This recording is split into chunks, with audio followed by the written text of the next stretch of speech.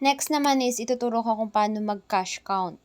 For example, meron tayong cash in which is yung pera natin bago tayo mag-transact. For example, 500, then si admin yung naglagay. Then, save natin yung cash. Then, ilalagay natin kung ano yung description nun. For example, yun yung panukli natin.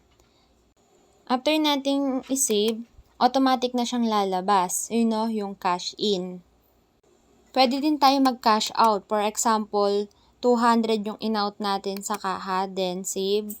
Tapos lagay natin, for example, is pinanggas. Automatic din siyang magbabawas sa pera natin na kinash in. As you can see, 1,000 naging 800 siya kasi nabawasan siya ng 2,000. Sa right side naman, doon naman tayo pwedeng maglagay ng cash denomination kung saan doon natin i-input lahat ng cash na meron tayo sa kaha natin bago tayo mag-end of day.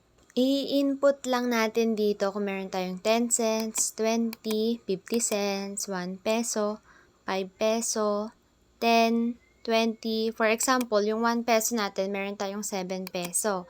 Then, meron tayong isang 10 peso. Sa 20, pwede tayo maglagay ng 0 if ever mang wala. Lagay natin sa 100, kung may 6 tayo na 100, 0. Then, meron tayong isang 1,000 peso. Then, makikita natin kung meron ba tayong short. Kung meron tayong short, then na mali lang tayo ng type, pwede naman natin siyang palitan. Then, makikita natin na meron pa tayong over na cents.